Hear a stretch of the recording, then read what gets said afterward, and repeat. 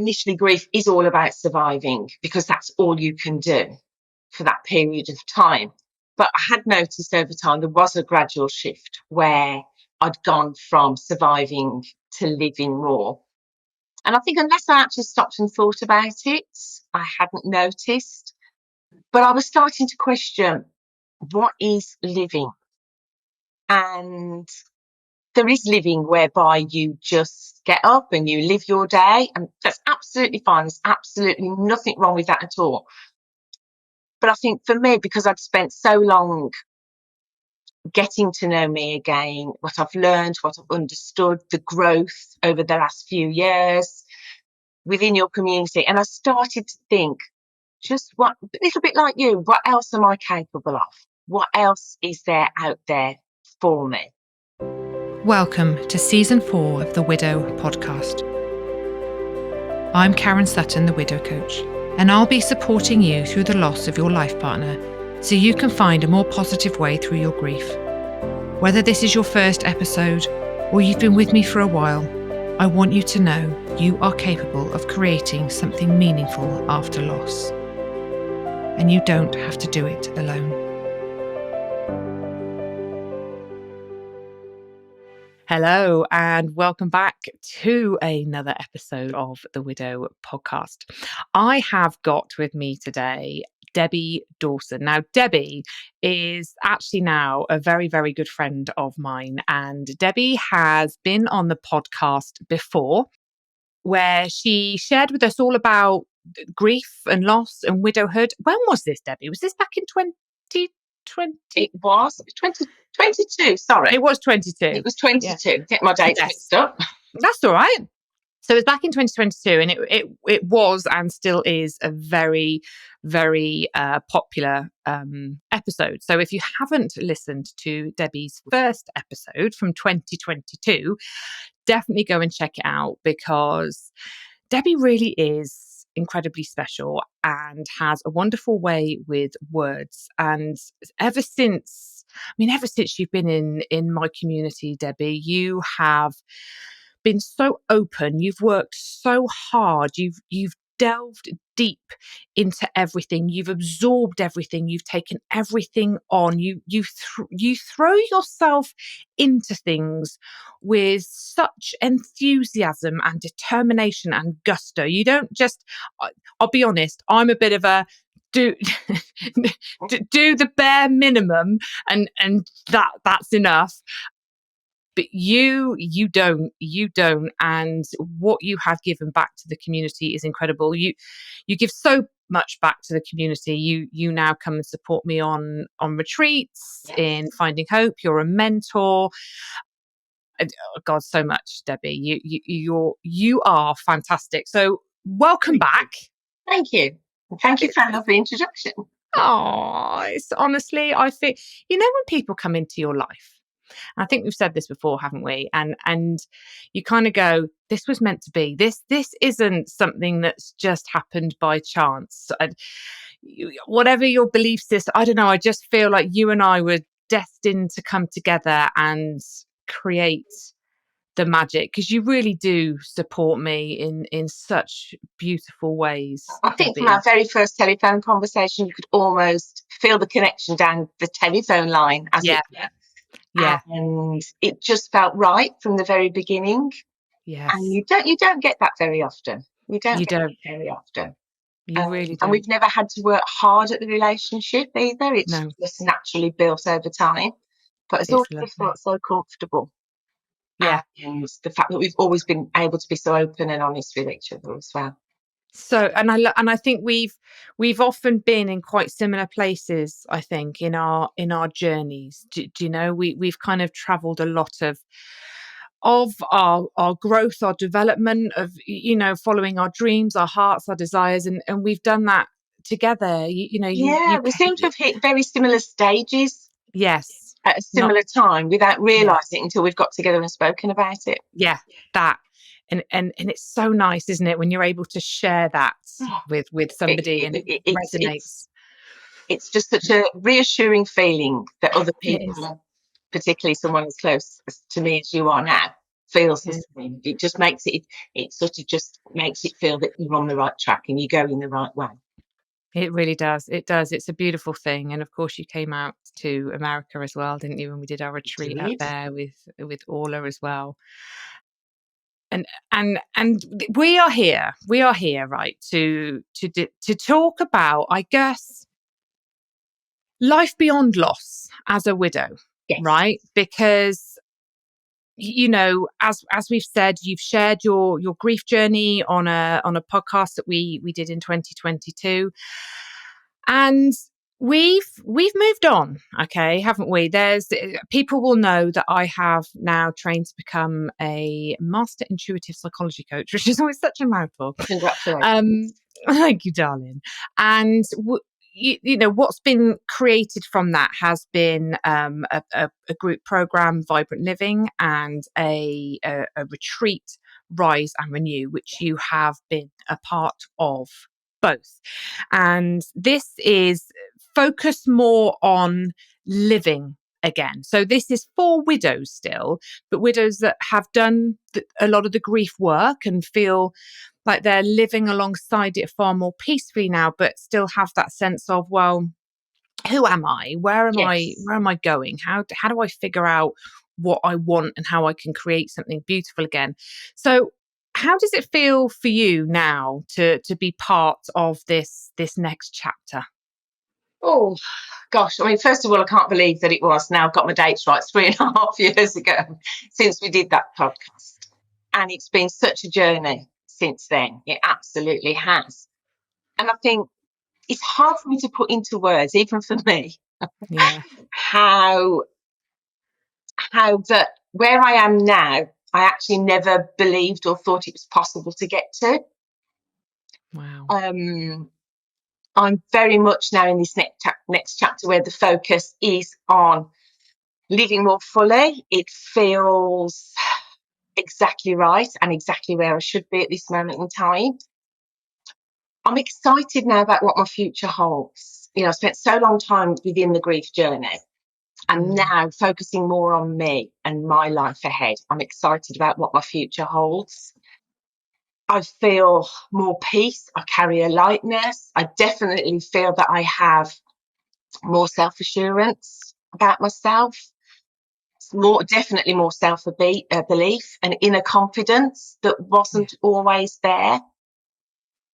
And I think one thing that's really stood out for me is I know myself now. I have a better knowing about me and myself. And it's shown me that, I think part of this living fully has shown me that I can just keep progressing forward. And you don't have to remain where you are, do you? And I think that's so interesting because I know that you did a lot of work on your grief, because just remind the listeners, Paul died in March in 2018. He did, yes. Suddenly and unexpectedly of a heart Yes. attack. Yes. And you found me in 2020, so you were about just over It was 2.5 years, October years. 2020, yes. And you joined my first Finding Hope program, which was 6 weeks long then, and you came into Remember, the membership, and you did my first retreat. Yeah. And you really, like I say, you did everything with your grief. And actually, you'd got to a good place, hadn't you? You were kind of like, you were feeling good about yourself and life at that point, weren't you? That I think you'd have said then, I didn't think this would be possible almost. 2.5 years in when I first joined your group. No, as in when before you had done Vibrant Living and Rise and Renew this Oh, year, yeah. and say maybe a year ago. I Oh, don't know yes, time. yes. I was very You comfortable with my grief. I lived with it. I accepted it. Accepted that it was always going to be with me. But I was living a good life, you were. and I was And living a good life, and I was happy with where I was. when you joined Vibrant Living, which started, so we went to America, didn't we? We did. In January, we did our retreat in Sarasota in Florida. I think there was about 50, 48, Yeah, 50 that was widows, the wasn't most there? incredible experience. Oh, And we both came out of that, didn't we? Absolutely Blown buzzing, away. Yeah. blown away. You know, and we were like, we cannot believe that this is where we're at, and what we've been able to create, this magic. So we came back, and then Vibrant Living started in the February. February. Yeah. And that is well, there's 12 sessions over 16 weeks, isn't there? So you were obviously in a pretty good place already, weren't you? What were you hoping for from Vibrant Living, if anything, and how did it sort of compare, I suppose, with what you were expecting to get from it? You're right. I was in a really good place. I was very comfortable with my grief, as I've just mentioned. I was happy. I'd got a good life. I don't think I initially had any expectations. I didn't quite know what to expect. I think what the difference was, and why I sort of was very keen to join Vibrant Living, was because I was very at ease with my grief, but I'd started to ask myself more life questions rather than grief questions. Yes. And, you know, you can't see into the future. None of us can see into the future. But I think we all have choices that determine what pathway or direction that you take. And I've got so much out of being a part of your community for almost 5 years now. So when you mentioned the Vibrant Living, I thought this is yet another opportunity, another experience for me to take me maybe onto the next level or another level. Yeah. And I think what might have attracted me, first of all, I love the title of it, Vibrant Yes. Living, brilliant. But I was also really inquisitive about the intuitive psychology course that you'd recently and successfully qualified in. And I was interested about how you might incorporate that into the program as well, with the skills and the tools that you'd learnt. And do you know what, though, Karen? You know, all the years I've been in your community, I've learnt to trust you. You've never Yeah. let me down, not once. And so I thought, I've got nothing to lose here. I've just got everything to gain by taking this opportunity. And even though I was in a really good place, maybe I felt I'd plateaued a little bit. Wasn't quite sure what my next steps were going to be. And, you know, as you say, I've done Finding Hope in Widowhood. I'm an active member in your membership, Remember. And that's been life-changing in its own way. And I just thought, you know, not only in grief education, but on self-discovery as well. And Yeah. I just thought, I've got absolutely nothing to lose, just everything to gain. I was looking for that next step, and it just came at the right time for me. And it didn't disappoint. It just didn't disappoint. So although I might not have had any initial expectations, there again, it's like stepping into your Finding Hope and stepping into Remember. You don't always know what it is that you are joining or being a part of. Yeah. But it's just learning to trust what's inside of you that helps you to take those next steps. Yeah, absolutely. And it's hard, isn't it? That trust in yourself is really hard. You Oh, yeah, know, yeah. deciding to take that action and to join something that you don't quite know what you're going to get from it, how it's going to feel, what it's going to look like. It is like taking a leap of faith, isn't it? That feels difficult, uncertain, especially when you haven't got your person here to discuss it with. But this is what it's all about, right? Everything that we do right from the very beginning is about building that fundamental trust within yourself, so that you can find a way forward. You can follow your own inner compass, inner wisdom. I love the phrase inner compass as well, because that's what I've took on Yeah. and recognised more and more the work that I've done within the community. And yes, there again, it was, you know, it didn't feel like a leap of faith, because I knew you, I knew the others that would possibly be joining your first Vibrant Living programme as well. But it's you just get to know that it's right for you. You know, you've Yeah. got that internal compass. You've had to build that because you've been on your own for quite some time without your partner, where you would have discussed things with. So I built up that level of trust within my inner compass to know that it was definitely the right choice for me to make. Yes. Yeah. I Um, love and, that. and, and did you sign up for your intuitive psychology program with Vibrant Living in mind, or was that something that came about while you were actually taking the course, the consequence of taking the course?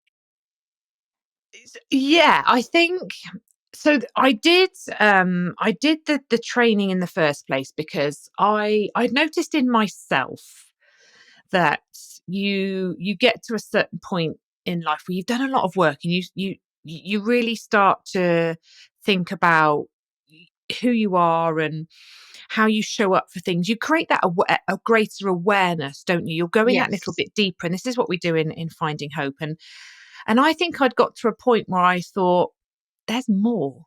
There's more underneath here. And I wanted to dig that little bit deeper. And obviously, I've been doing this for 5 years now. And much like yourself, I've had widows that came to me in the early days of starting what I do, who are now, 5 years into their journey and more.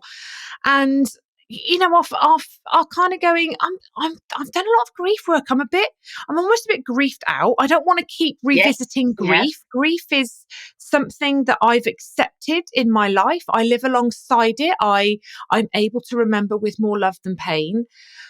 But I still feel like I'm not actively participating in life. I'm in a fairly good place. I'm all right, but there's more. There could be more. Do you Yeah. know? We're like, Yeah.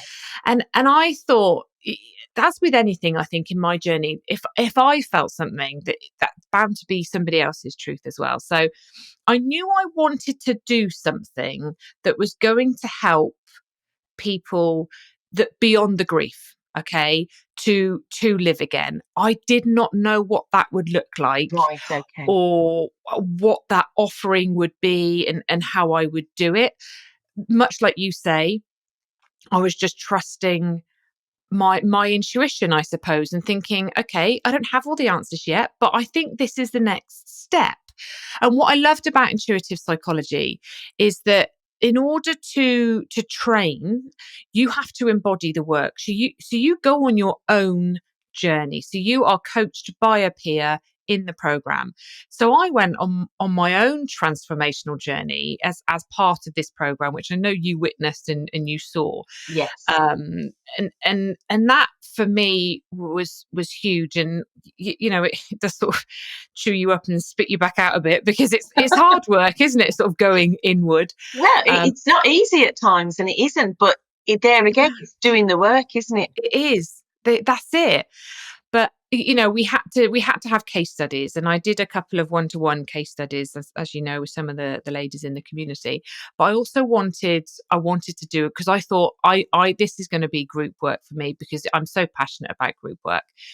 And so as part of my training, I created Vibrant Living, Yeah. to help me learn, to help me develop, to help me grow within that, and figure out how I was going to put this into something that would help others in the way I wanted it to, whilst also being supported within the training capacity. Yeah, So and I think it was so beautiful because going into it as widows, you still were protected. yes, You had yes, that protection, but there were yeah, you were with people that were ready to take that next step. And I think with you going to doing your intuitive psychology qualification, and then that becoming, you then recognise that you could take this. This could be the next step for so many yes. within your community. Yeah, absolutely. And that, it's a smaller group. Finding Hope in Widowhood is a large group. Hence, we have the mentors, but Vibrant Living is a much smaller group program, so it's a lot more intimate. Yeah. So it really does allow space for that deep inner exploration, I Yes. suppose. Yeah. And Um, feeling safe to share as well. yes, that. And it blew my mind. It Yeah. did. I knew the work was powerful, but watching all of you go through that program and using the techniques and watching it unfold Yes. Yeah. was difficult at times because Yeah. not gonna, like you say, dress it up and pretend it's all hearts and flowers. No. It's not No. always. No. No. But it's a lovely thing. So for you then, thinking about doing this work, which is a lot more focused on living again. It's when we're grieving, it's a little bit more about surviving, isn't it? And sort of getting from one day, 1 week, 1 month to the next, and just like, how do we keep our head above water, to actually think more about, okay, I don't want to just survive. And this might have been before vibrant living for you, but how did you manage that transition, I suppose? What helped you shift from that grief space into actually allowing yourself? Because this is a thing, isn't it? Like, giving yourself permission to live is hard, and we Yes. hold ourselves back. And this is a lot of the work we do in vibrant living. Like, what is it? What's blocking you almost? So what worked for you? Oh gosh, you're right. Initially grief is all about surviving because that's all you can do for that period of time. But I had noticed over time there was a gradual shift where I'd gone from surviving to living more. And I think unless I actually stopped and thought about it, I hadn't noticed. But I was starting to question, what is living? And there is living whereby you just get up and you live your day, and that's absolutely fine. There's absolutely nothing wrong with that at all. But I think for me, because I'd spent so long getting to know me again, what I've learned, what I've understood, the growth over the last few years within your community, and I started to think, just what, a little bit like you, what else am I capable of? What else is there out there for me? Yeah. And it's okay having these thoughts, isn't it? It's actually then taking some action on those thoughts, otherwise nothing is ever going to change. And for me, I think vibrant living offered me that opportunity. I didn't want to just stay where I was. I was in a good place. And I think the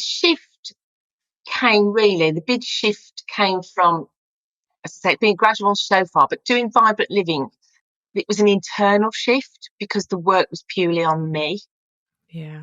It wasn't on my grief. It wasn't focused on my grief. It was focused on me.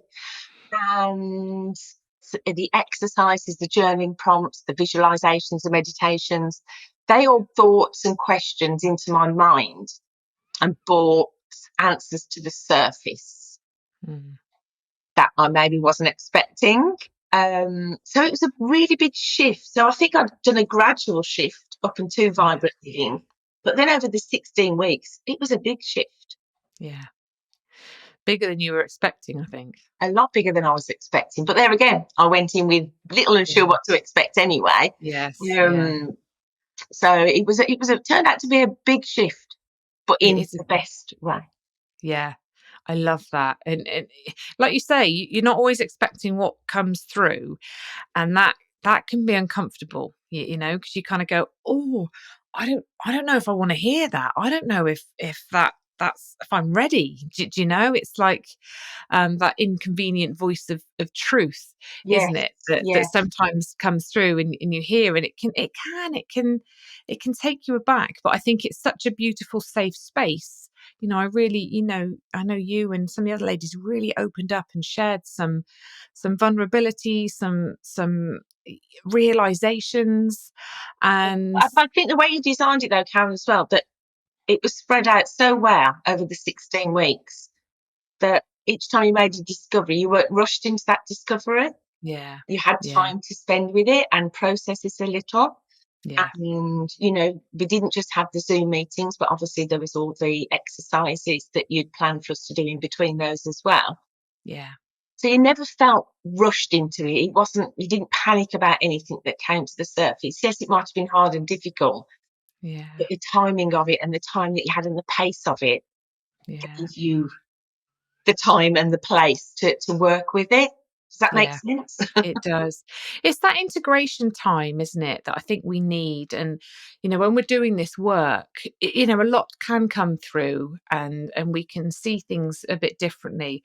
And you can't keep jumping from one thing to the next. Otherwise, you don't have time to really sit with that, to process it, to feel it, to understand what that means to you. Because, different things mean have much different meaning to different people, Oh, don't they? absolutely. Yeah.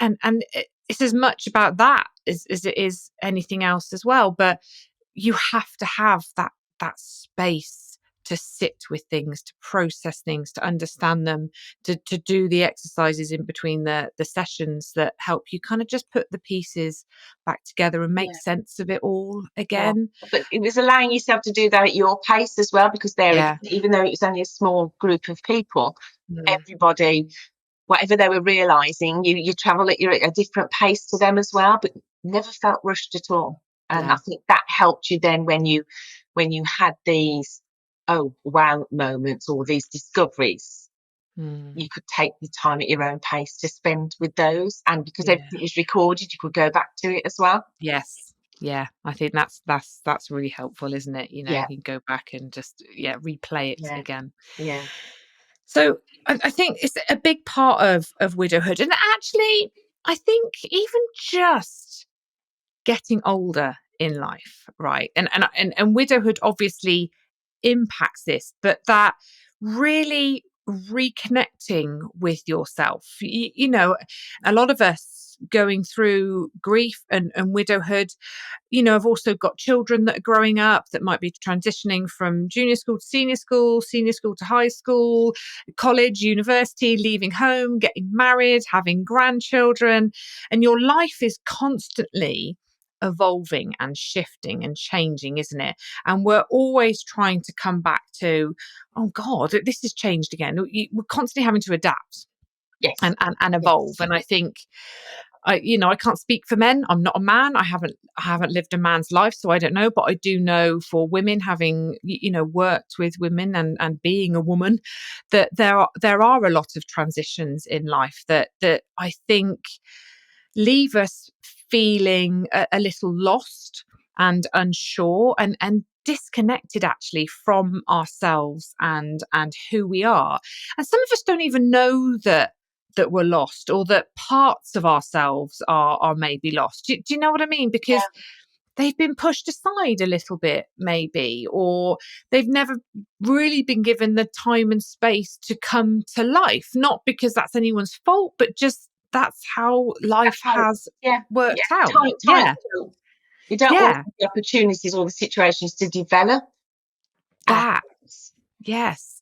And I actually think this work, I know I do it for widows, but I honestly think every woman should do this oh, kind of work, whatever they're going through. they're life skills. Yeah, I don't just call them grief skills anymore. I refer to them as life skills. yeah. Everything I've learned since I've joined and been a part of your community, they're life changing. And really help. It's that time, and it is an investment. It's a financial investment. It's a time investment. Yeah, You've got to commit yourself to showing up for the sessions, for doing the work. And as we've always said, we all know a lot of stuff, but knowing and doing are two very different things. And if you come along and you just listen and never do anything, never change anything, nothing nothing's will going to change. change. Yeah, But if you come along and you really absorb the work and you make the changes and you create that awareness, you change your language, your habits, your behaviors, you step outside your comfort zone, you regulate yourself, you ground yourself, you gratitude practices, affirmation, all of these things that we're doing to help us reconnect with who we are. And you start small, as with anything, but that grows, and then that connection with ourselves just gets deeper and deeper. And I for me anyway, I think we become more accepting of ourselves, we become kinder to ourselves, we understand how we tick, what lights us up. One of the things that we do in vibrant living is, what does that even mean to you? Because it can mean something very different to one person than it does to another. And we all throw these words around and these meanings, and but what do they mean to you? Do we ever really think of that? And I'm so passionate about helping people to reconnect, because being so disconnected from life, I think, just it sucks. It sucks the joy It out of drains you, it. doesn't it? But that Yeah. disconnection just absolutely drains you. And I think for me, you say reconnecting with yourself again, Mm. but it was so much more than that, because the person that I am now, has that person always been there? I've made so many discoveries with everything that you've just mentioned, that, you know, this reconnection, it's like a new connection for me, Mm. Yeah. almost, because I didn't know all that stuff was there inside me to connect with. Yes. So for me, it feels like a new connection. But I think what always helped me to want to either reconnect or just connect with myself more, maybe rather than reconnect, was Yeah. that I'd always loved life, Karen. I'd always loved living, and all the emotions I felt with grief. I didn't like all those emotions that I did. I didn't want to carry on feeling that way, and I kept asking myself, where am I now on this journey? Where do I want to go? But I still knew I wanted to love my life. But I think learning everything I've learned through being part of the community has allowed me to learn more about living life and to Mm. making those new connections with myself. And as I say, I've wondered, is it a reconnection or a new connection with myself in this chapter now, or a little bit of both? I don't know. Either way, it all starts to make more sense when you start joining the dots together in vibrant living. Yeah. For all of the exercises that you do and the way that it flows, there are links made between the exercises, and you start to join the dots and everything starts to make sense. So you Yeah. do connect. I love that. I love that. I think that's so powerful. We talk about reconnection a lot, but actually, is it new? Is it new? Do you know? Is it something very Yeah, different yeah. to before? Because you're right. I think we reveal parts of ourselves that we never knew existed. Ab- ab- Like Absolutely, yeah. that. And if I'd have just reconnected with myself who I was with Paul was very different to who I am now, Yeah. because events Yes, change you, don't they? they Circumstances, do. events change it. Yeah, they And do. You're then I might completely right. be a different version of connecting with myself in another 5 years' time. Yeah, So I suppose you yeah, can reconnecting, but you're learning new ways to connect with yourself, because yeah. you're continually learning about yourself. You are. Yeah, and discovering and like you say, not necessarily knowing that there's parts of you that are maybe a bit lost or a bit buried, and but they're so buried that you don't even know they're But there. there, They- absolutely, What absolutely. was there anything that particularly surprised you? I think that there were more hidden parts of me. I've Mm. always been a really open person, me. I'm happy to share at your retreats, obviously in smaller groups and within our private community. I'm Yeah, always very happy to share and very honest with people. But I think what surprised me is, and I thought I knew myself pretty well, even after Paul had died. I thought I knew myself really well before he died and after he died, with all the work that I've done on myself. So I think it surprised me is that there were hidden parts of me, mm, and that I was able to access them. I'm still it's still new to me, this vibrant living and rise and renew, and I started it in February. So this is still, although I had started transitioning anyway, this is all still quite new to me. So I am still processing a lot of the work that we did. And, there are still some answers that I need to work through and some questions that I have, and that's a good thing. And I like the fact that it's ongoing. But I think it just surprised me how much I was able to find out about myself. yeah. And we've talked about this, haven't we? Because we've Yeah, kind of said that. No, I don't think either of us believe that there's ever really an end point to this where you kind of go, right, I've got it all figured out. I know yeah, exactly who I am, where I'm heading, what I'm doing. It is a constant journey of self discovery, isn't it? yeah, And yeah, I don't know. I don't feel. I think at the beginning, when your person first dies, there's definitely that sense where there was for me, and I know there is for a lot of other widows as well, that I just need to get to this this point in time, this destination where I feel better, where I feel normal again, where I have more clarity, where I feel more in control, where I have more peace, whatever it is that you're kind of pinpointing in the future. But I think what I've come to discover, and I think is true for you too from our conversations, is that you never get. You never reach that destination. No. I don't want that to sound negative, but No. and I said in my first podcast that I did back in 2022 that all I can remember when Paul first died was I wanted to get to 6 months after he died, because I thought I'll be fine after 6 months. Yeah. This will be fine.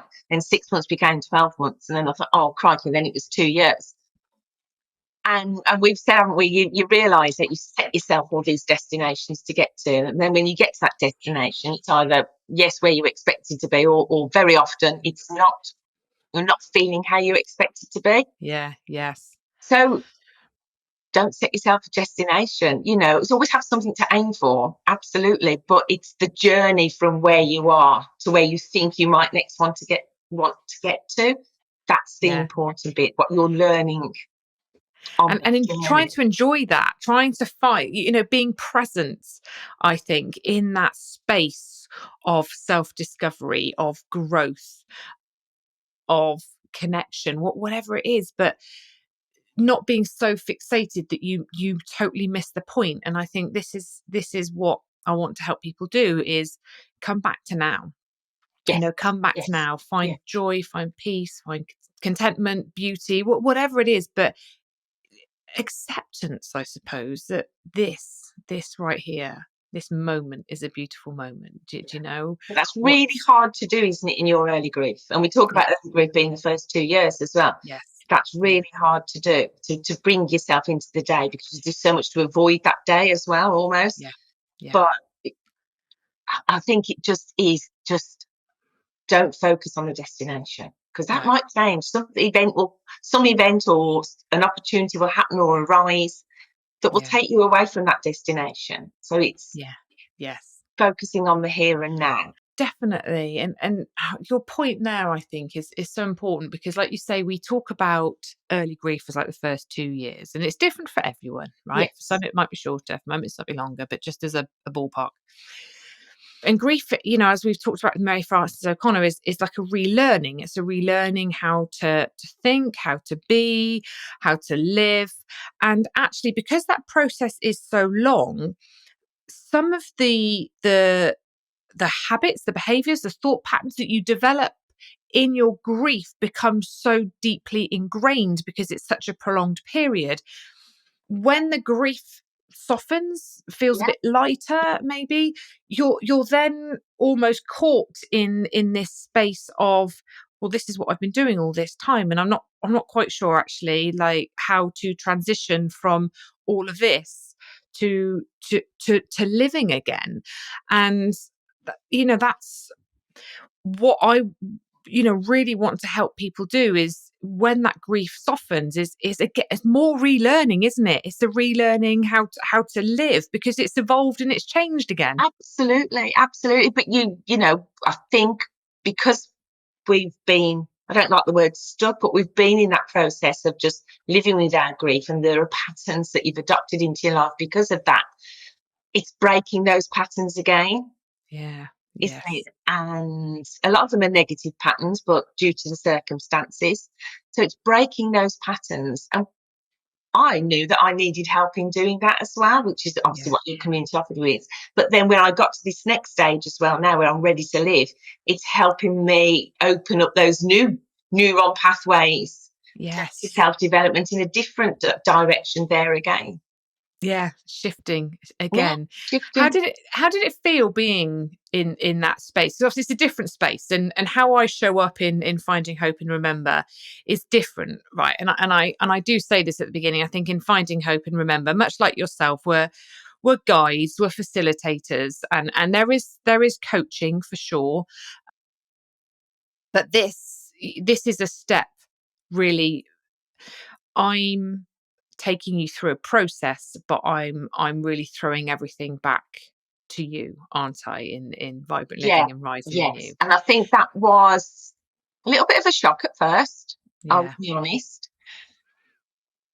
For me, it was a little bit like transitioning from doing your GCSEs to then doing your A-levels, where you get a lot of support with your GCSEs. You're guided more. Yes. Um, you, Yeah. but this was doing a lot more work on your own, but you need to do it on your own, Yes. because how you want your future to look is going to be entirely different to everybody else's. The grief Yeah. work we can all do together. It Yes.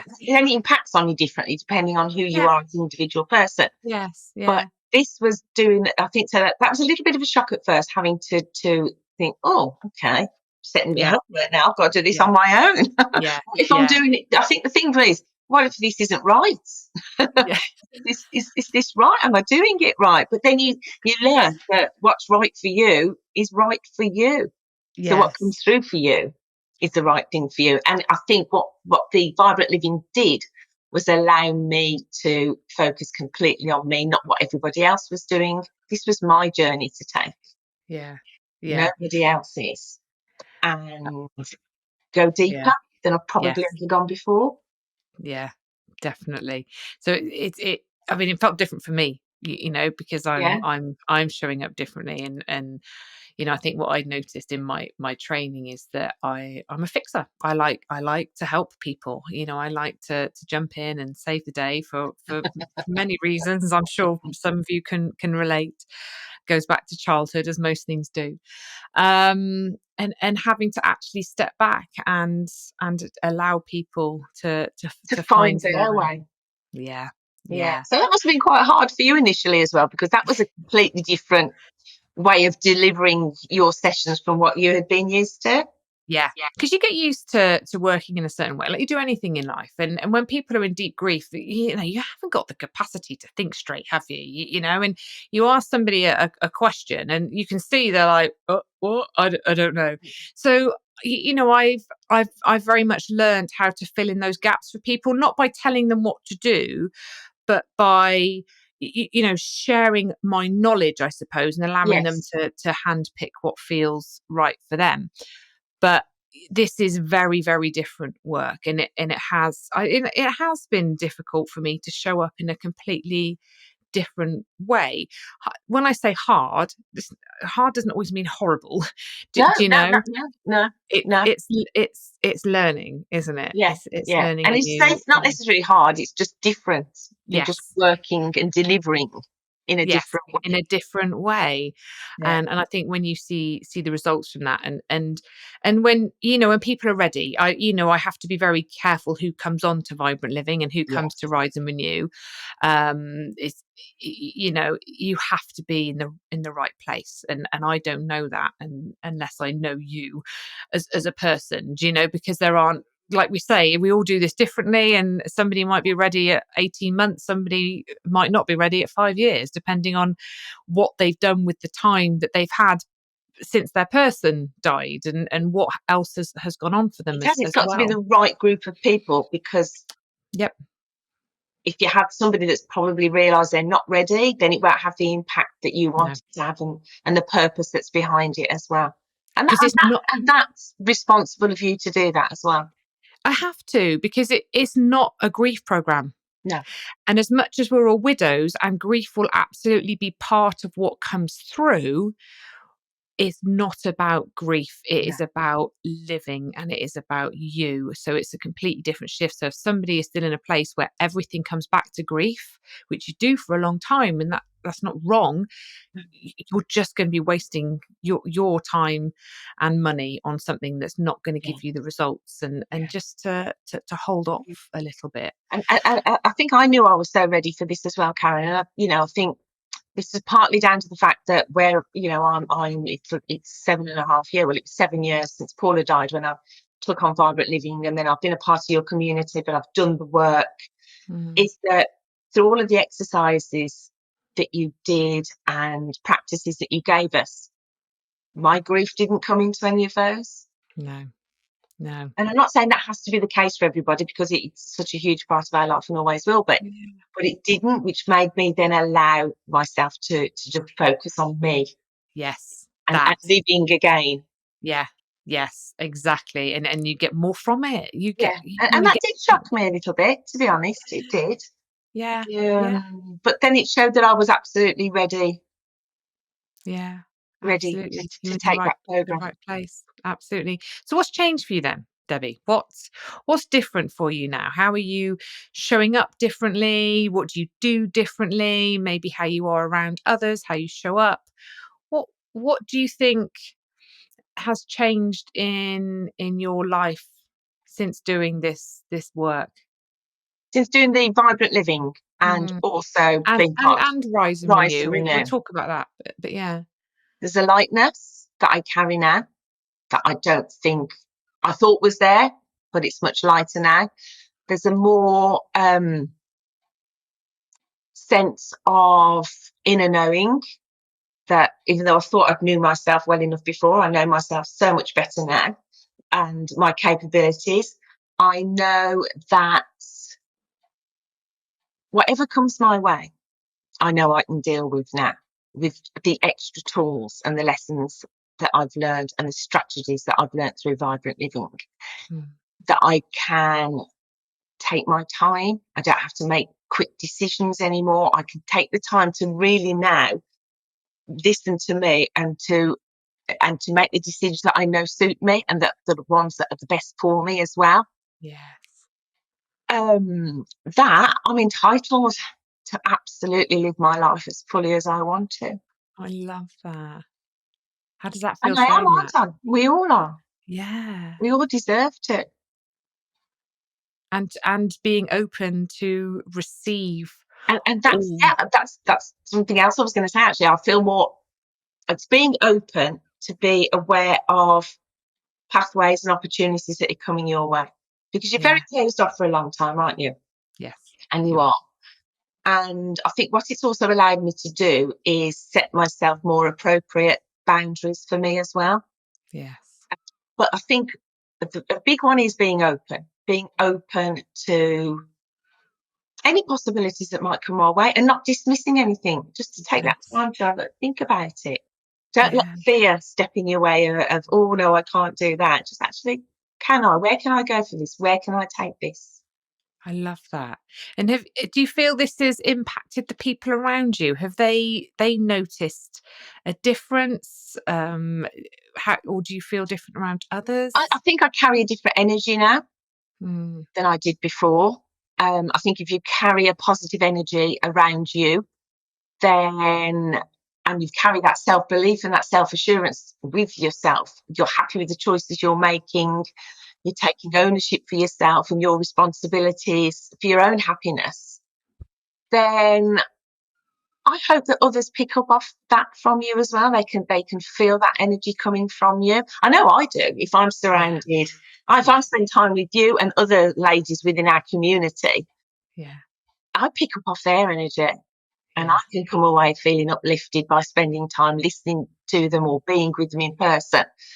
And I think, when you surround yourself with people with like-minded energy as well, it's your energy raises. It So I think does. my energy levels and the energy I'm giving out, I hope is impactful to others as well, and they can feel that, and it has some effect on them.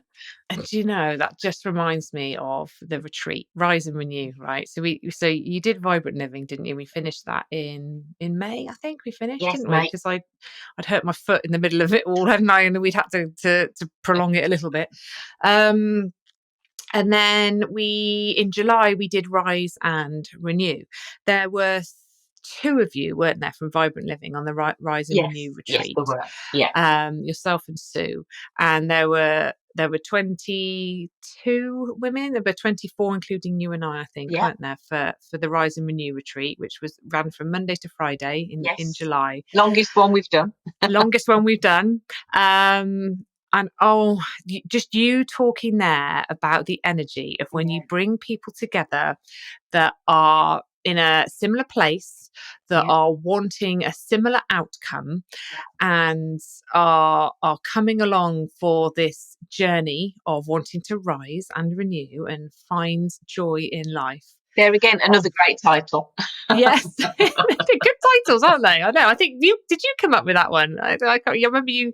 Yeah, I think you did. I think you yeah. did. I think it was you. You are brilliant with words. We've got to get Debbie a book deal and her poems published, because they are honestly incredible. But Rise and Renew, we gathered on the Monday and we set off on our journey, which We did. again was all my intuitive psychology work, the Yes. techniques, and it was a very thought through journey that I was taking people through. We also went off canoeing, didn't we? One morning and did oh my God, Debbie, I mean, just the energy, and which has actually continued as well, hasn't it? The The WhatsApp group, connections you can still feel it. You you can still feel can, it. Yeah. and they want to do it again. They're like, can we do it again? Can we do it again?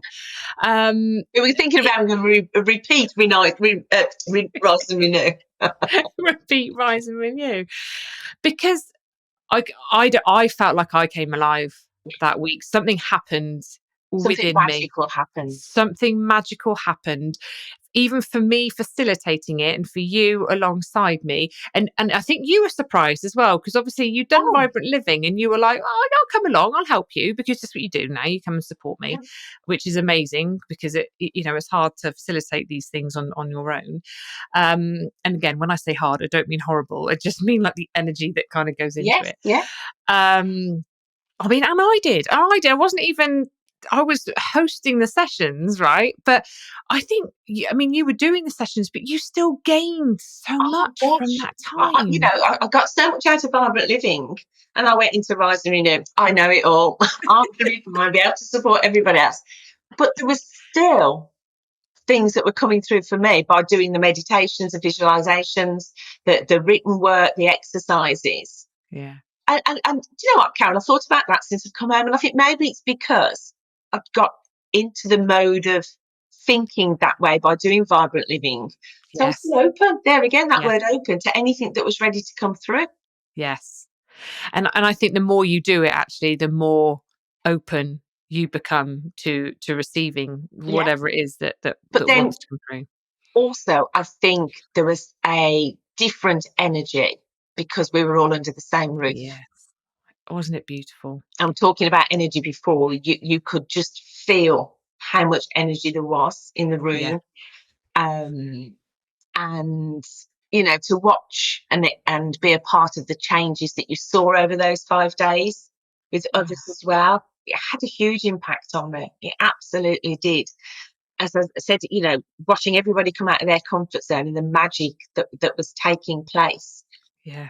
and that energy and being in close proximity with each other as well.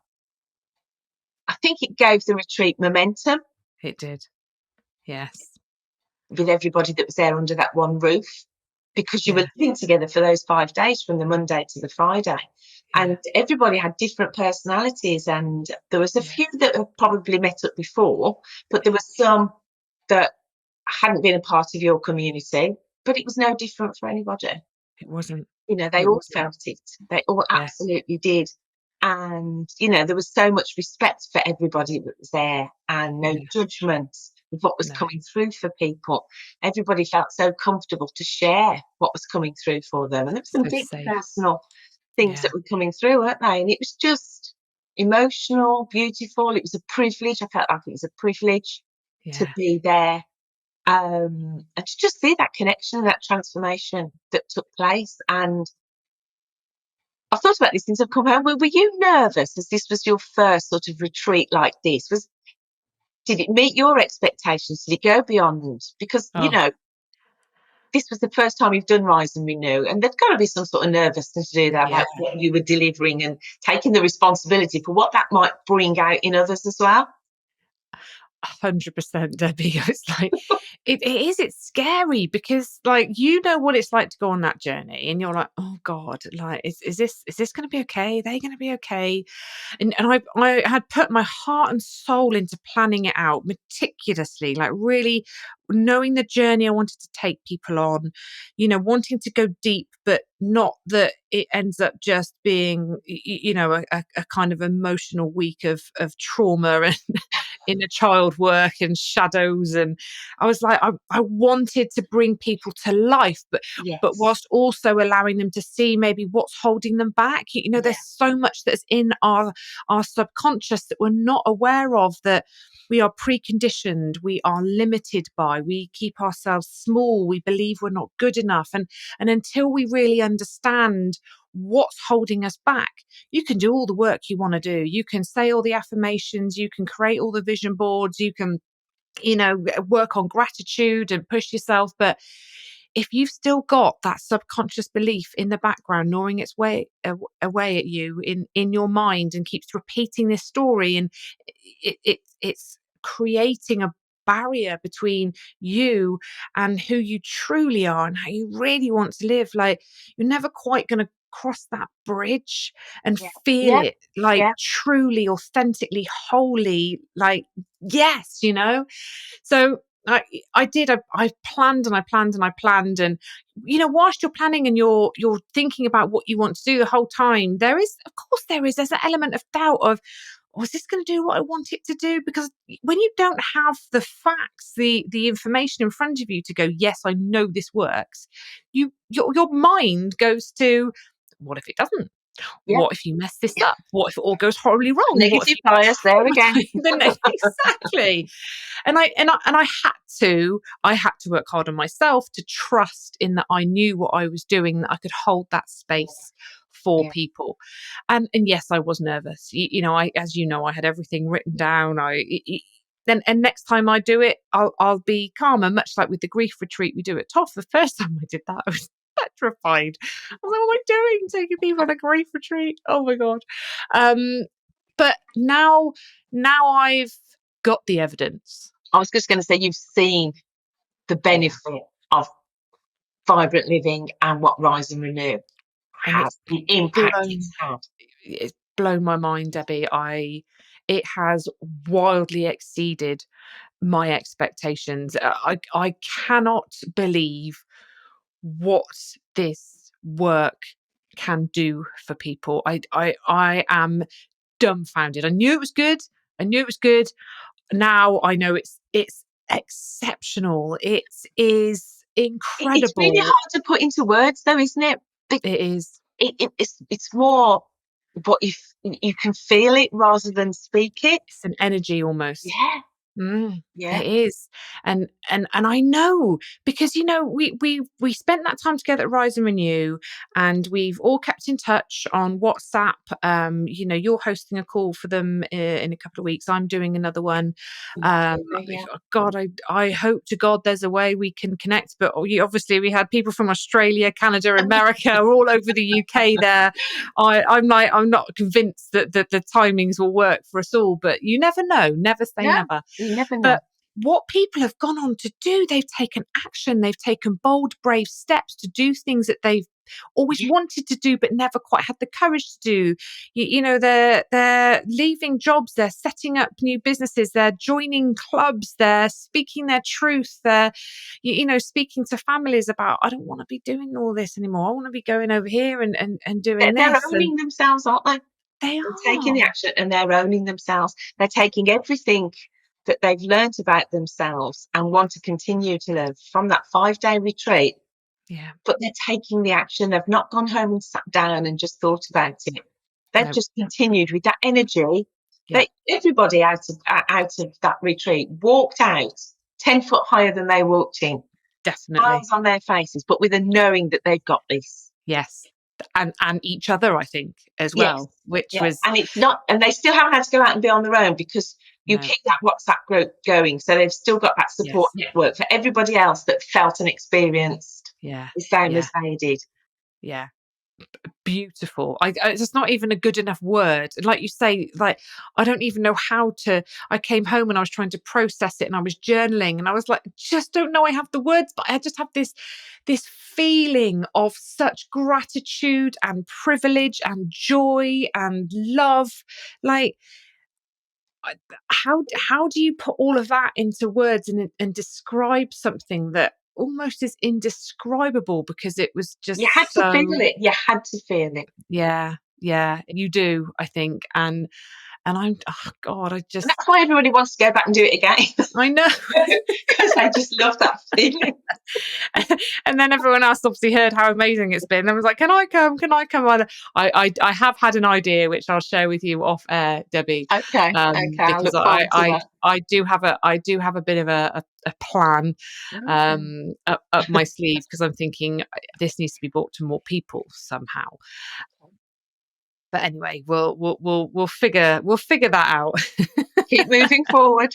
Exactly. It'll keep happening. Because you want others to feel like we felt, and the people that have just done Vibrant and Rise and Renew have felt. You want to just that feeling and that energy out to as many people that are ready. I do, because this is what I've always thought. If something's possible for me, it's possible for you.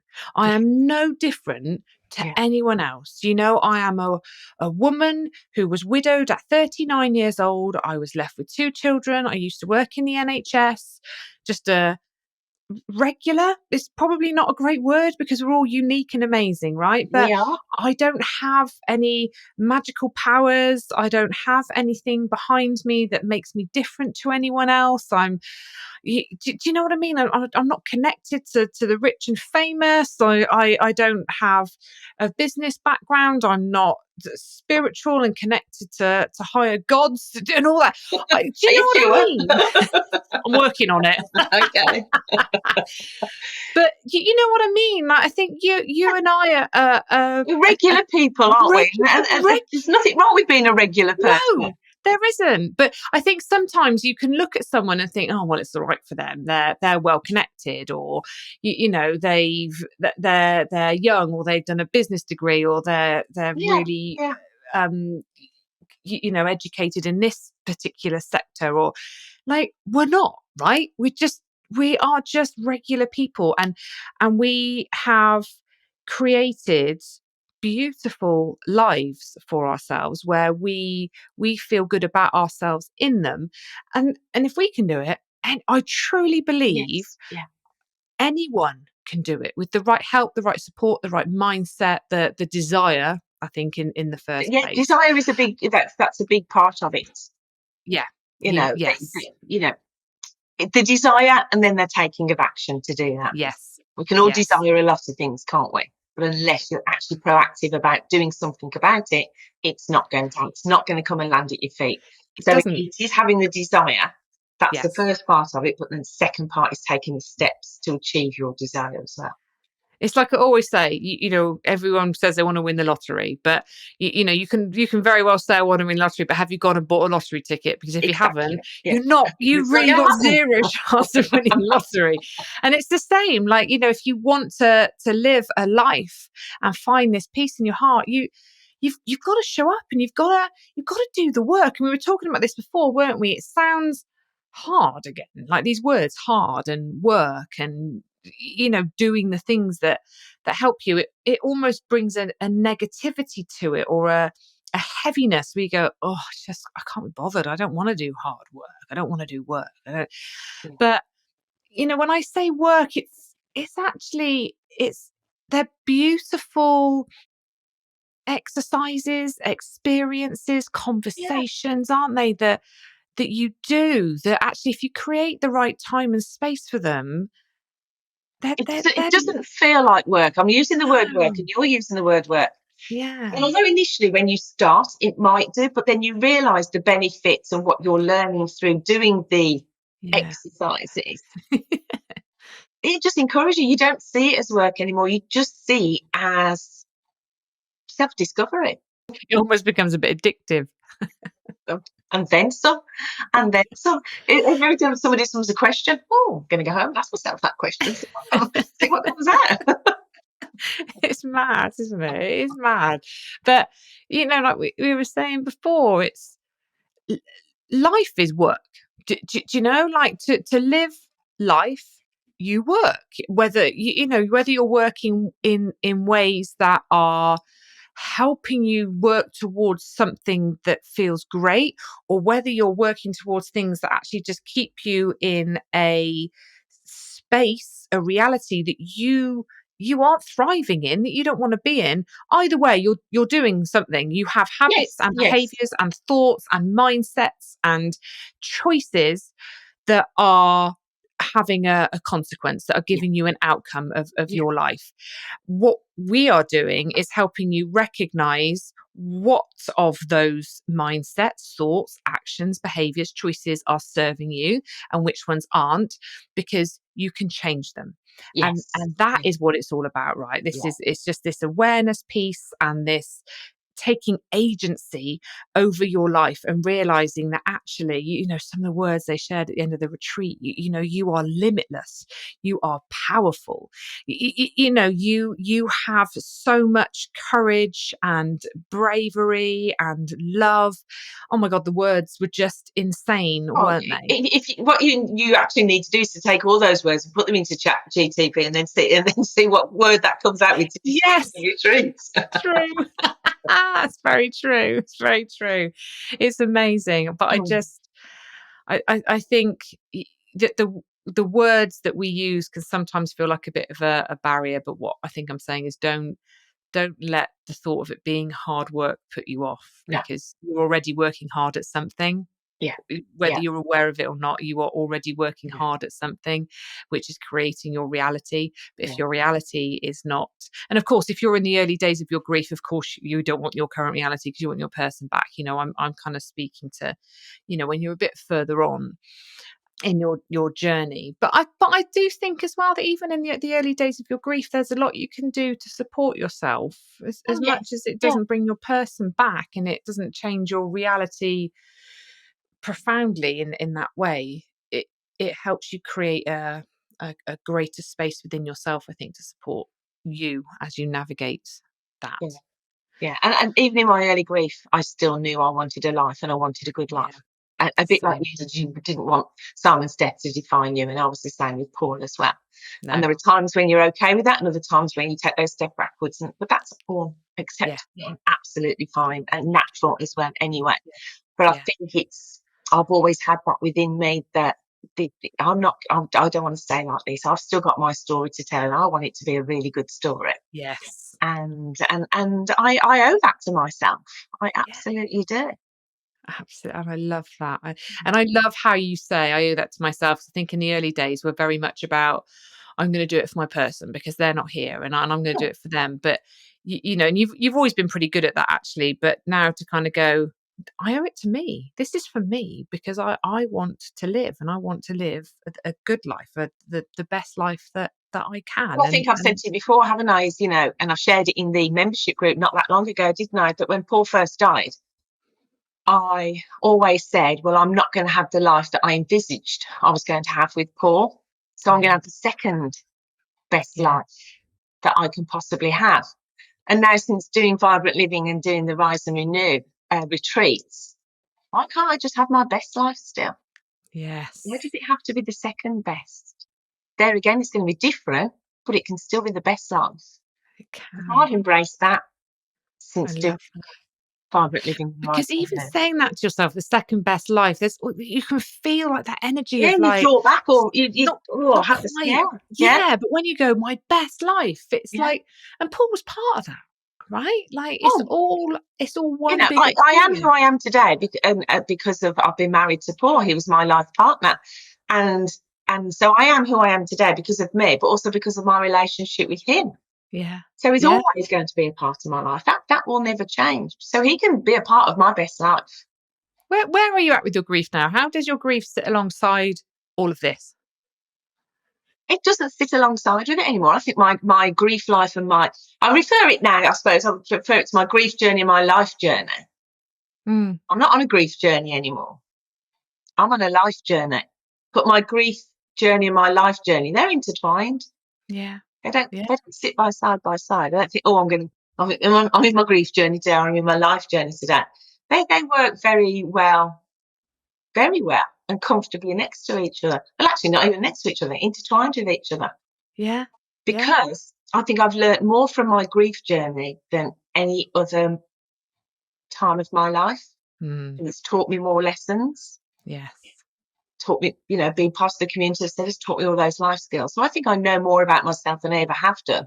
through losing Paul. So it's accepting your grief journey, accepting and giving myself permission to have that life journey, knowing that the two of them will cross over and be entwined going forward. And I'm okay with that. I don't want, I don't want my grief journey to go, because it's been such a huge, important part of my life. And I'm not saying, Paul needed to die for me to feel this way. No. I'm not saying that at all. It's happened. So I quite like it that they both feel very comfortable, entwined with each other. It's like you say, it's part of you and who you are. It sounds like it's not separate to you anymore. No. It's integrated itself into the fibre of your being, but you carry it in a way that doesn't, obviously we all have, I say we all have, I don't know that I do actually. I was talking to somebody the other day about this. But I think a lot of people have moments where you really do, you miss your person, and that's there, but it's not that overwhelming sadness for them. No, I think, and but I've recently become a grandmother, and that was a life event that made me really sad that Paul's not here for. What he's missing out on, what my granddaughter will, not having her granddad here, what she will miss out on. And I think I carry more sadness now for what he's missing out on and what my girls will miss out when not having their dad here, rather than me personally so much. Yes. So it's, that sadness will always be there, but not to the degree and heaviness that it was. But I think it's when events happen in your life, that's when it brings it to the surface. Yes. And that's exactly as it should be. Yeah. I'm not frightened of that. It's exactly as it should be. So I allow myself to feel whatever it is I want to feel when that arises. Yeah. Yeah. I'm very comfortable with that. I love that. Very comfortable with that. Is that how you feel now? Yeah, and funny enough, I was talking to Kerry about this yesterday after we'd finished recording our podcast, and we said we should have carried on recording. And I've shared on the podcast before that I'm kind of really exploring this. You hear it a lot, don't you? You grieve forever. You grieve forever. And I said to Mary Frances O'Connor in our podcast interview that, do we grieve forever? And she said, well, if you think of grief as a relearning, because it is, right? The brain has to rewire itself. We have to relearn how to live and be, and without that person in our lives. And I totally get that. And that makes sense. But life is about relearning, right? So then I didn't think about this when I spoke to Mary Frances. And you have these conversations and you come away from them and you're like, I want to go back and ask her this question now. I will probably do exactly the same. Yes, you do, don't you? We're all the same. And I think, okay, so whilst I understand that grief is a relearning, I also believe that life is constantly evolving and changing, as we've discussed, right? And we're always adapting. And I think we're always relearning. So therefore, are we always grieving? Now, I'm sad Simon had to die. I am. Of course I am. The girls don't have their dad. He's missing out on so much. Sydney got her A-level results last week. Now, whilst I acknowledged it and I said, oh God, your dad would be really proud of you. I don't have that, oh God, this is just awful, he should be here. I don't think like that anymore. No. I acknowledge him. I talk about him. We have photos up. He's a huge part of our lives. I feel like I've totally accepted the fact that he has died. And that's just the way life is. And we are going on with our lives. And am I still grieving? Now, what I did say to Kerry in the conversation was, I'm obviously with Andy now, so I feel safe in the world again. I have somebody that anchors me, that supports me, that has my back. So I do think that has an impact. If I didn't have Andy, would it be different? Probably. If something happened between me and Andy and I found myself on my own, would that trigger grief in me? I don't know, because it'll be 9 years in a couple of weeks. Do you know? And whilst I think it's very easy to go, oh, my grief has come to the surface, is it grief, or would it be that I would just be feeling a lot of emotion because something had happened between me and Andy and that's hard and I've got to relearn again? Yeah. But there again, it's the unknown, isn't it? You don't know. I am not with a partner, No. and I'm very used to that situation now, Yeah. and that feels comfortable Yes. for me. If I met somebody else, I don't know how I would feel or how that would change anything. Yeah. We're constantly evolving and we're constantly learning, aren't we? We are. But grief's a huge word, but then it It's has so many factors to it. So how I was grieving 7 years ago is very different to how I feel about, or how I felt about grief 7 years ago is very different to how I feel about grief now. yes. So Yes. are we always actually grieving? Maybe not. Maybe there are just moments where the loss of your person comes to the surface again. Yes. And I feel like there needs to be a word that comes after grief. Do you know what I mean? That acknowledges that you lost someone significant in your life and it had a profound impact on you, who you were, how you lived, how your life looked. Because I am forever altered because Simon lived and because Simon died. I have a beautiful relationship with Simon now. I've shared this before in Remember and Finding Hope, actually, that I love Simon. But my love for him is softer. It's not an in love with him. It's not a pining, needing love. It's a really a love beautiful.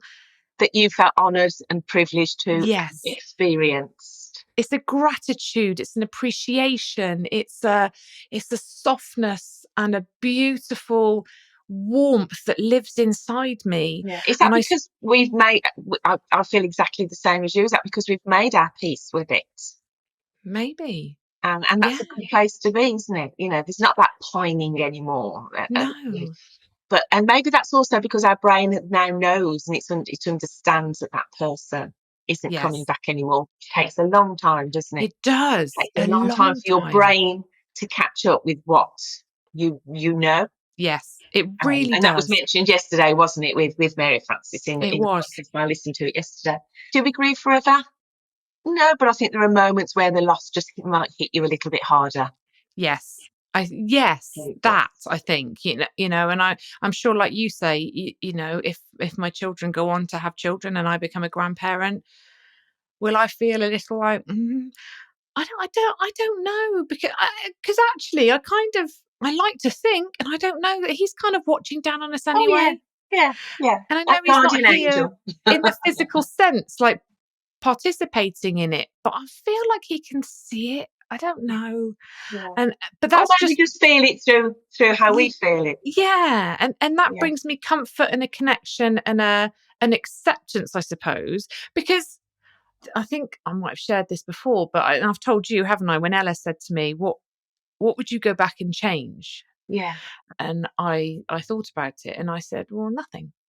And she was really surprised by my response. She said, what, nothing? Not even like Dad having a heart attack outside the hospital and being saved and lived? And I said, no. And she was like, well, that's a rubbish response. But I said, I've worked really hard, Ella, to not wish my life was any different than it actually is. Because the whole time you're wishing your life was something else than it is, you're missing the point. Like, I am then not actively present in this life, grateful for all that I have and all that I am. I said, because how can you accept this for it in all of its glory and heartache and humor, all those things, if you're always kind of going, it should be, I wish. And I was living like that for a long time, where I think a lot of people are, but I don't want to live like that. It's exhausting. It is exhausting. And I think both you and I now, I'm in this stage where I live with conscious intent.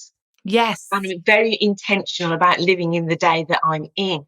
Yes. And not looking for that destination and not going back to what's been. Yep.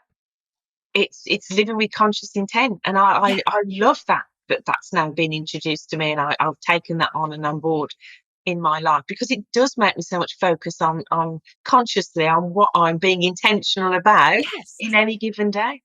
And your talk that you do on that is incredible. Did you know that you share it at the events that we do it? Because you're right. Like if we can't have that conscious intent and be present and have real gratitude for where we're at, I feel then I feel is my belief is we're not living. We're not living Yeah. in what And we've it's got. all about fully living. Yes. And it And if you're wishing exactly. for something else all the time, or for circumstances have been different that you had no control over, none whatsoever, What does then that you're not fully achieve? living, are you? I don't think so. And whilst both of us live like that for a long time. Of course, it's natural. When somebody dies, you want them back. You don't want to be living what you're living. You don't. We've all been there. It's dark and horrible. I do not want to stay there. I do not want to stay there. That to me just is giving grief more power than it already has. It's allowing it to take more from you than it's already taken. Oh, And what does yeah. it achieve? Does it bring your person back? Does it make anything better? No. Yeah. We spoke about this before. Grief steals so much of your time, Oh, and you never. And we talk about the value of time as well, don't we? yes, we I think do. it's a commodity, it's such a valuable commodity, but we ignore a lot of that. Yes. And grief steals so much of your time. Don't let it steal the rest of your life. No. Don't. Don't. And I think that's the overriding message is like, you're here. And the again, I've shared this before, but the chances of you being here on this earth, having this life is like 400 trillion to one of all those meetings that had to take place for your mum and dad to meet, for that egg and that sperm to meet to create you. Yeah. And we are here for a very short period of time. And yes, we have some shit thrown at us. There are curveballs, there are challenges, there are tragedies, and it looks different for everyone. And we have to figure out how to ride those things out and find our way back to living in the best way that we can, because one day we're going to come to the end of our life, right? And Oh, what do you want to look absolutely. back at? And the way I think about it as well, Karen, is Paul was allowed to live his life how he wanted. Yeah, Obviously, we made decisions and choices together, but yeah, ultimately, he lived his life how he wanted to live his life. So surely I'm entitled to do exactly yeah, the same. yeah. Exactly. You are. And I think it just goes to show that it can happen, and it doesn't take anything away from you in No, terms of you can and still I don't feel remember your any guilt person. about feeling No, that way. no. And that's just that's just a gift, isn't it? Did you know? And I think everything you've learned, you now give back. It has that ripple effect, doesn't it? You're Oh, you're you're kind of yes, paying passing it that. forward, everything I've received, the support, the Yeah, help, the love, the understanding, the connection, I yeah, want to pay that forward. I absolutely do, and because yeah. it just feels so right to do so. It and you do it so well. I remember the first time I asked you to speak at the Christmas gathering, and you were like, "Oh my god!" And now you're running calls online and coming to retreats and doing workshops and How presentations. did all that happen? It's amazing. Has it surprised you, like the Oh, things that you learn? absolutely surprised me. Sometimes I just have to take a step back and I just think, God, not how did I end up here? Because I know obviously there are life events that Yeah, brought me this way. But how did all this happen? But I think I've always been interested in people. I've always loved spending time with people. I've always loved talking with people. I'm interested in people. So I think maybe this was where it feels so right to be where I am now. yeah, It yes, feels so right to be where I am. And it's a bit like you, really, in a caregiving capacity, I suppose. And I think, God, have I only got here because Paul's died? But who knew that even if Paul was here, I could have still ended up in a caregiving yeah, profession or capacity doing something else? yeah, yeah, Again, you can't go back and think, oh, so I feel like I'm in the right place, very good place. I feel very privileged that people like you must feel as well, Karen, that people let you in at the darkest times of their yeah, life, yeah. and you have to be very respectful. of that. I think I feel very honoured and privileged that I'm allowed to be a part of all this. Beautiful. Same. What kind of legacy do you feel that you're creating now? Not, like we said, not just in honor of Paul, but for yourself. Oh gosh, legacy. I think ultimately my legacy needs to be one that I'm proud of. Hmm. It's a legacy that sits right with me. I know I will always carry part of Paul with me, all his best traits, but I want to acknowledge my best traits as well. And I don't want to be disappointed when I get to the end of my life and I think, I wish. Yes. Mm. I think I want to get to the end of my life and thought, God, she smashed it. She went for it. She went for it. And also to I suppose my legacy is to I've lived the life that I believed was to my full potential. Doesn't matter what anybody else thinks, that I Yeah. believe that I've lived it to my full potential. And maybe I hope that that will encourage others to do the same as well. Do you think there's more? Yes, there's more. Yeah. There's more. Don't know what, because I've not focused on the destination, No. but I'm open to more. And I think, like you just said, because you trust yourself, you're on the right path, you're knowing you're doing the things that are right for you. You Yeah. know that path is just going to take you wherever it's going to take you. Yeah, wherever I choose for it to take me. And you? Yeah. More for you? Oh, Debbie. That's probably a whole other podcast. God, yeah, I have big ideas, big dreams, and I just keep going. I think, like you, I've got to a place in life that I never in a million years dreamed possible, and it's kind of made me go, well, hang on a minute, if this is possible, what else is possible? And I always kind of said, after Simon died, I want to show the girls that if you want something in life, you go after it. You Yes. work for it, you fight for it, and you make it happen. And Yeah, you you don't take give the up. action. You take the action, and actually, anything is possible. Because I do believe that if it's aligned with who you are, and it's what you want to do, and it fills you up in some way, then I truly believe, like, we are limitless. Like, that the sky is the limit, and I have big goals, big dreams, big ideas that, and I want to keep going. I know there's so much more needed in terms of support for widows. And there are so many widows and widowers, actually. Do you know? I'm Yeah. very We conscious at the spoke about moment. this, didn't we, the other We day? we Yeah. did, and this is really, I'm really sitting with this at the moment, and I'm trusting that it It'll will, come. because this is, I just feel it will come. That the widowers haven't got a space per se, and I think they need one, much like widows do. I think a widower's journey is different to a widow's, not better or worse or anything like that, but men and women are different. You can fight me on that, and you might have a different opinion. That's absolutely okay, but that's just what I believe. And I think we Yes. should be Yes. different, because Yeah. we Yeah. are men and women, and of course then you've got the non-binaries, which I have little understanding of, I'll be honest, but I acknowledge there are people out there that don't identify as male or female. I think that they need a safe space. I think they do. I think there's a time and a place where they can come together and it's right. But I also think there's a time and a place where men need space to speak their truth as men, because when you've got members of the opposite sex or different sexes or whatever around, I think you filter things a little bit.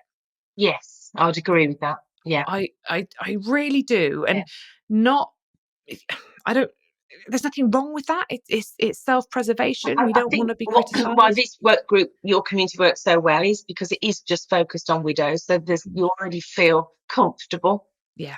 Yeah. within that place, as I'm sure men would feel comfortable Yeah. with their safe space as well. Yes. Yes. That Absolutely. it just works better that way. I think My so. belief.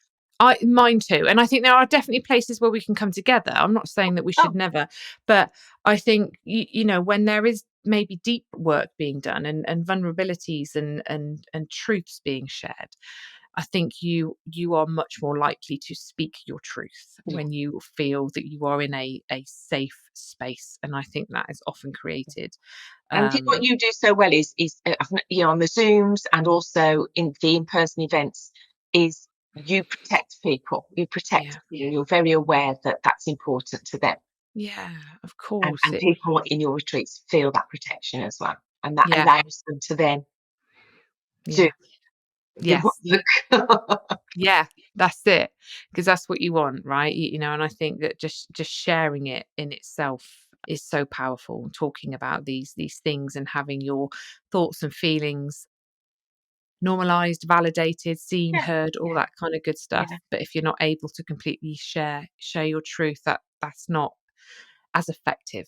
Okay, you no, don't have as no. much of that desired outcome. So yes, and that's something that's played on my mind, and I want to create more support, bigger support, smaller support. I want to create more in-person stuff, more local stuff, more national stuff, international stuff, More like stuff. just stuff. The trouble with me is I have probably too many ideas, and not enough time to execute them. But I feel like we have a really wonderful community building. There's obviously you and me. There's the other mentors, Helen and Michelle, which is just beautiful. Orla has come into it to remember, which is amazing. We've got Zoe and Claire that work behind the scenes as well. And more of us are coming Yeah, together yeah, and and Juliet create. and Nicola as well, don't they? Juliet and Nicola, Yeah. exactly. Thank you. I'm sure there's somebody I'm missing. Lisa pops in, doesn't she, and, Yes, she and does a does. bit. Yes. Sorry if I've missed you somewhere. Abigail, who does helps me with my social media. But there just is. There's a really lovely network, sort of behind. It's Behind not the behind the scenes. scenes, but it Yeah, is behind. Do you see what I mean? That is really coming together. That helps me to do more. And I yeah. think the more we do Your this, the platform is stronger now, isn't it? yes, It's not it just all is. on you. It's not just all on It me, and takes some because of I the couldn't. pressure off. Yeah, I couldn't do it all by myself, and even you coming to my events and retreats with me, having the mentors in and finding hope, having, like Nicola and Zoe and Julia and Yeah, yes, I forget my your names. team. My team. It just everyone brings something different, don't they? Yeah. And that's a wonderful thing, and I want to keep building that because everybody brings something unique to it, And and we're that all continually learning off each other, aren't we? yeah, always, and it's a beautiful place. Yeah. So if somebody's listening, then Debbie, that that is maybe seeing that place of feeling a bit lost, afraid to find hope again, not really sure, and they're listening to this and they're feeling a bit like, oh, this sounds really good, but I just don't know. Um, what would you say to them? What do you want them to know about what's possible, maybe? Initially, to know that I've been where they are. I've just got here by magic. Yeah, I've been where they have yeah. been. That there's absolutely no rush. That it's such a personal and unique journey. But by belonging to the community, by investing in yourself, and I don't mean financially so much, Mm, it's dedicating time to you to do that work, to sit with the pain. I know it's very easy at the moment. Initially you just want to brush it all away, don't you? Do everything you can to distract yourself, but it's so important to get to that place where you can sit with that pain. That's when you start then to make steps forward, to learn, to understand, to know that they can always reach out to others for support. But gradually you start, and by doing that, I think gradually you start to realise that you can hope to have a good future, mm, that you can find your way. And then I think over time, what changed for me is the word hope. That yeah, changed to know that I can find my way. love that. There was a movement from hope Because hope is hope, isn't it? I hope I can do this. But then Yeah. to know that you can, Yes. there's strength in that bit. Keep learning. Just keep learning. That's what opens the doors for you. Yes. Open your heart and your mind, I think, to new possibilities, to new opportunities, to new Yeah, ways of thinking, to yeah. new connections. Who knows where these things will Will take you? lead. Yeah. Yeah. And Yeah. be excited about that as well. Don't Yeah. feel. Yeah. Because I always think, if I try something and it's not right for me, I just come back to where I am now. Yes. Yeah. At least I've tried. It's not a mistake, it's a learning curve. It's a If learning. something's not quite worked out, but I can just come back to where I am now, which is a really good place. It is. Yes, because you've built that solid foundation, Yeah, and you have that belief and that trust in yourself in that yeah. space as well. And that's priceless, I think. It absolutely is. That It is absolutely priceless. is. I love that. I do love that. Any final reflections, Debbie, that you would like to share? I could sit here and chat to you for hours as I normally do, but I'm aware that people might be thinking, are you two ever going to stop talking? Oh gosh, to just know that anything is possible. Mm, To be brave enough to take chances. There we go. As I've just said, you always come back to where you are now if it doesn't work out for you. But to know that it's absolutely possible to live a full life and a great life. yeah, Doesn't have to be that second best life. It and can be your just best. be your best life. I think you owe it to yourselves. I think it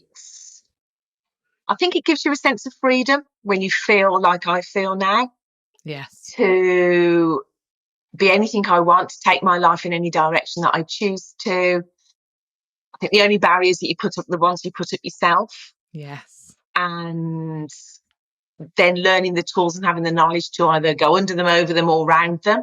yeah, But to me, it's having that sense of freedom that I've yeah, not had since Paul died, and maybe not even beforehand because of all of your responsibilities that you have. But to me now, knowing myself as well as I do, understanding me as well as I do, I think freedom for me is not fearing my future.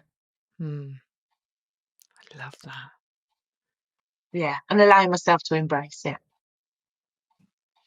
That's lovely because I think we spend so much of our time, don't we, looking ahead at our future and where we're heading, and it is filled with anxiety and fear and uncertainty, and we don't know. We don't know what's out there, and that's a horrible feeling. We often go to the sort of worst case scenarios, and I think to get to a place where you can look ahead and go, I'm not afraid. I'm actually excited.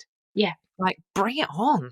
Like, yeah, and that's a big feeling of freedom for me. That yeah, is, it's very easy to worry about the future. We've no control, and we've got no idea. But no, so I don't fear the future. I know things are always going to come along. I know there's always going to be challenges and difficult events. I know that, but I do have the tools and the skills and the knowledge within me now to face those in the best possible way that I can. But I don't fear the future. I I don't fear love it. that. I wonder if, and you might, I'm kind of putting you on the spot a bit here, Oh, Debbie, so you might not want to, because I kind of want to ask you, what do you think Paul would say? And I know we've had discussions about this before, and you've said about Paul, and he wouldn't necessarily want you to go on and live too much of a great life, or well, to meet we laugh anyone. about it. It's very tongue in cheek within my Yes, family and my friends. yeah. But you had a really beautiful moment at Rise and Renew, in one of our sort of visualizations, and I don't know, I've got shivers thinking about it, because I guess it was so powerful to me as well, because I've heard you talking about Paul and how you kind of thought he would feel about you and your life now, a little bit, like you say, tongue in cheek, a bit jokey, and of course he'd Yeah, want the yeah, yeah, best for yeah, you. yeah. um but I kind of want to say, if he could see you now, what would he say? But I also wondered if you'd be comfortable sharing sort of what came through for you at Rise and Renew, although I know I'm putting you on the spot. So Yeah. I think I think there was a little bit what happened in Rise and Renew was down to the fact that I've spent so long joking about Paul that he would never, not that he wouldn't want me to move forward, but I think he'd be like, "Oh no, you're taking the mickey about it now. You're enjoying yourself too much." But also, I think that was a story I was telling myself a little bit to maybe protect me from initially wanting to move forward as well as I possibly thought I could. Yeah. And it was in one of your visualizations, wasn't it, where I actually visualized him standing in front of me and stepping aside as if to say, "Go live your life, go be Yes. amazing." And that Yeah. was, you saw how tearful and emotional that made me, and whether that was me clearing my own path, Yeah. or whether that actually was it just lovely. It just felt right and lovely that it was going to say, "You go live your life, Deb. You go Did live that give your life." you a greater sense of freedom in that moment? Yes, Yeah. yes, it did. It was like, okay then, yeah, let's go for it. And I know he'd be so proud of me. And he knew how much I loved living my life and enjoying my life. He always called me Miss Positivity. That was his nickname for me, along with others as well. But I hope he'd know that I am part of who I am now because of him. Yeah. It's down to his love, his incredible strength over adversity. He had his morals, his values, and also his victor over victim mentality as well. So I think Yeah. he'd now say, "Yeah, go live your life. You're doing all right." And if he didn't, we'll have words whenever I finally meet him. But no, it Oh, was a very emotional moment. It felt like not him giving me permission, but me giving me permission a release. as well. And this is the thing, isn't it? I love how thank you for sharing that, Debbie. So I did put you on the spot there, and I appreciate that because we tell ourselves stories all the time and we convince ourselves they're true, and they're often there to help keep us safe, like you say, because it feels safer than having permission to go out and live life Yeah, and do what you want to do. yeah, But we don't want to admit that to ourselves. Our brain believes what we tell it. We tell it something enough times, it becomes a truth. We are so attached to it. And the fact that you had that moment for whatever it was, but it gave you that permission piece yeah, to go, yeah, I can go yeah. and live my best life and do whatever it is I want to do without worrying that I may be upsetting him, or he's thinking, hang on a minute, you're having far too much fun here, like slow down a bit, love, you're taking the mick now.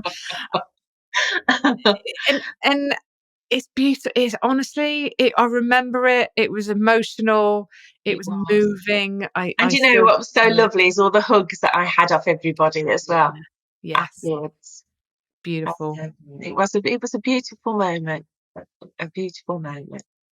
Yeah. Debbie, you Yeah. are a beautiful soul. You really are. And I know I speak on behalf of everyone in the community when we all just say thank you for being in our lives, for radiating your positivity, but also your compassion, your empathy, your understanding.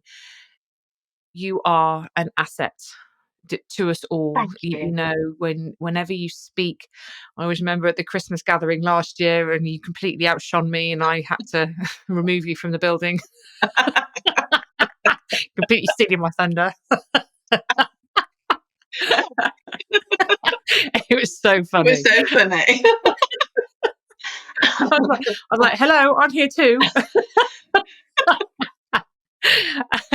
But you always have an incredible impact on people. It's beautiful to watch. I feel so blessed to know you. I know we came together through tragedy and heartache, but I don't know. I can't believe Oh, you're it's making me all emotional now. it was a beautiful bringing together that was just written in the stars, I think, It and was. meant to be. It So was. And it will thank you. continue. It will continue, and it's wherever you want to come into this world, whether it's through Remember or Finding Hope or Vibrant Living or Rise and Renew, you will find Debbie. alongside me. She's incredible. So, Debbie, thank you. Thank you. And thank you for having me back. Bless you. Loved it.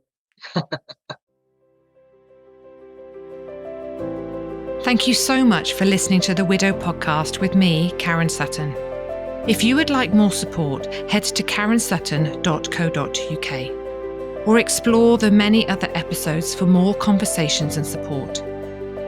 You can do so much to help you take steps forward towards a brighter future, and I'd love to help you do that.